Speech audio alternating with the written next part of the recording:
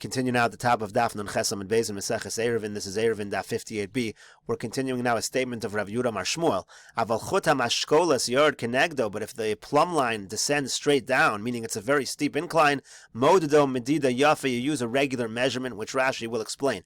Aval imhaya chut hamashkolas yard kenegdo svaso zakufa mod. It's very steep. Shein misrachekes svas tachtiso mikeneget svas govo dalet amos. If you measured from the top how long it is down to the bottom in terms of the steepness, the bottom wouldn't be more than 4 amos distant from where you were on the top. So in such a situation, ein midas madrono memayit midas hatchum al yidei kidur.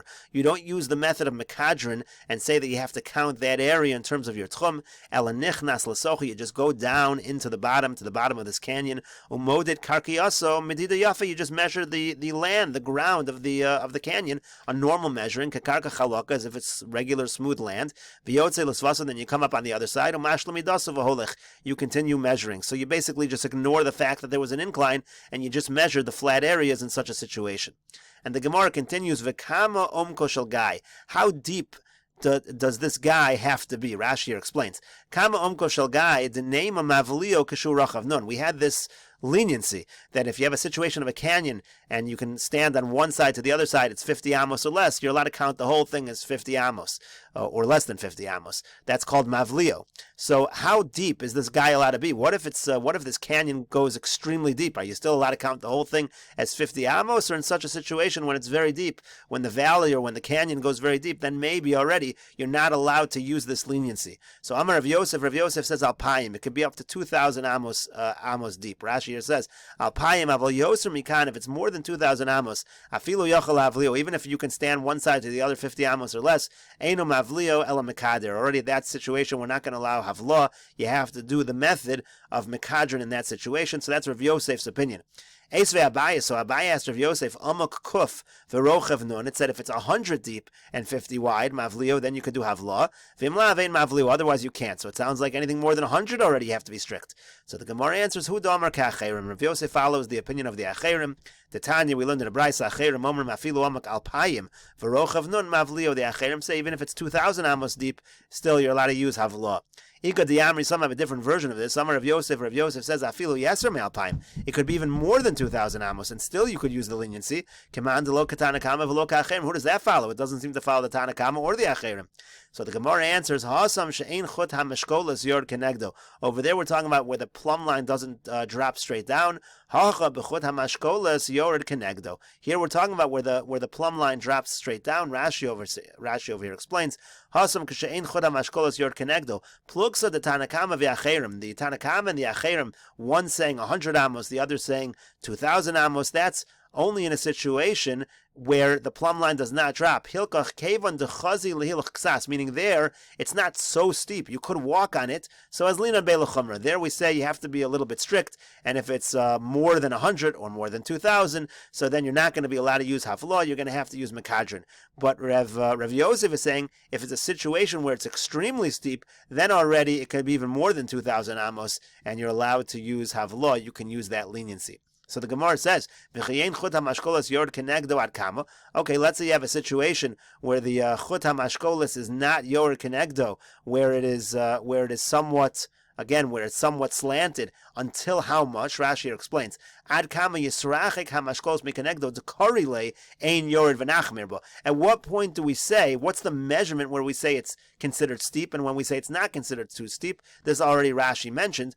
Amar avimai dalid v'chein tani rami bar yechezkel dalid. So he said it's 4 amos. In a situation where the bed of the canyon is beyond 4 amos from the top edge of the canyon, so then in such a situation, it's not considered so steep, and that's where you're going to have to be more machmir. But if it is, again, if it's steeper than that, so then that's where we're going to say this leniency that even more than 2,000 amos, you're allowed to use havlah. And the Gemara continues at the 2 dots, higia lahar, if you get to a mountain, mavlio v'chozul midaso, you're allowed to use havlah by the mountain as well. So the Gemara says, Amar Rava says, Lo shanu ela bahar hamislaked yud mitoch dalid. This is only true by a mountain which has an incline of 10 tfachim within 4 amos. Avol bahar hamislaked yud mitoch, but if it has an incline of 10 tefachim from within 5 amos, meaning it's, again, not as steep. If it's a hill that is less steep, modedo medida yafa. So then at that point, you have to do a medida yafa. Rashi here explains, b'mislakid yud mitoch dalet habo lil kot kam hu magbia v'holech motzi yud tefachim gova.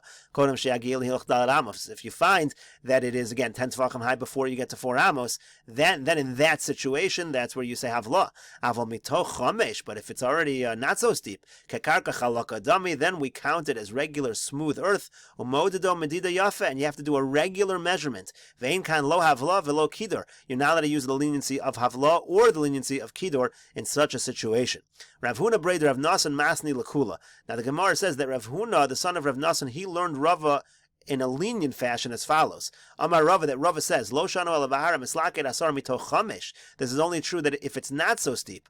Aval bahara mislaket asar mitoch dalid. But if it is so steep that it rises 10 tvachim within 4 amos, then you can be even more lenient. Forget about Mekadron, forget about Havla, then you could just do an estimate, and that's going to be good enough, and then you can continue on your way. Rashi over here says, Masni Lakula, Bahar Meshupahu Davinan Havla or Kidar. By a mountain which is slanted, not so steep, that's when you do Havla or Kidar.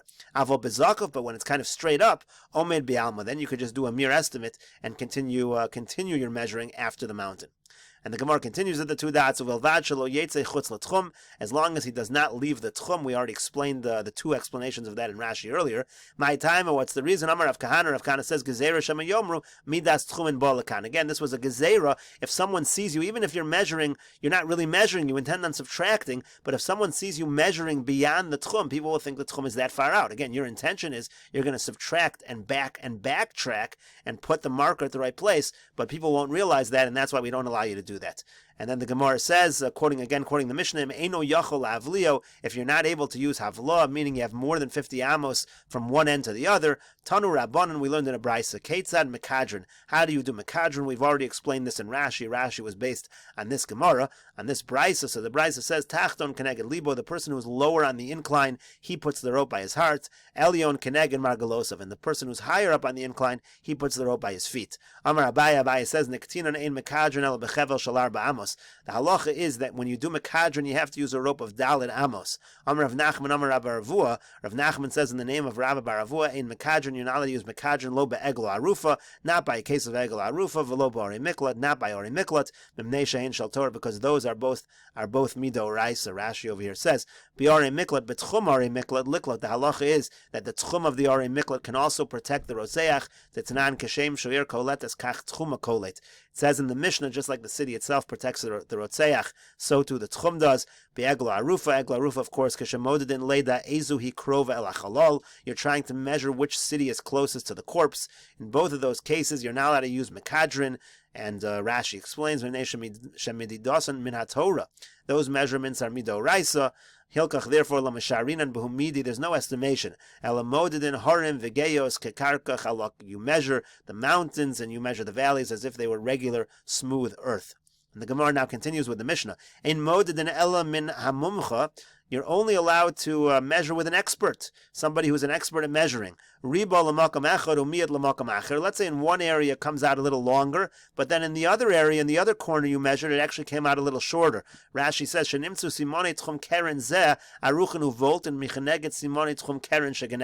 found that the measurement of the tchum in one corner came out a little longer, stuck out more than the other one. So what do you do in such a case?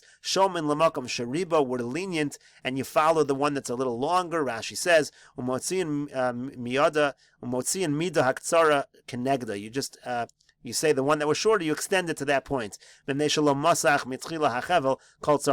that you didn't stretch out the rope properly. Beneskater was a little shorter than it should have been. The halach is you have to stretch out the rope with all of your strength. That's what it says in the Tosefta. Mishnah then says, if one person measured long and one person measured shorter, shomin lemaruba, you listen to the longer one. This seems like a repeat of the last line. The Gemara will address it.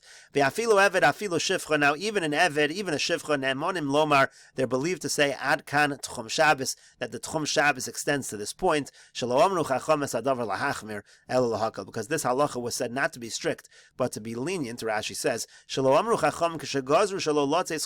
when they made a gezerah not to leave the tchum. Lo amru lahachmir betchumen. They didn't say this statement to be machmir by tchumen, ela lahakel betchumen. They said it in order to be lenient in this situation, and we'll continue with the Gemara in the next video on Daf Nun Tes Amud Aleph.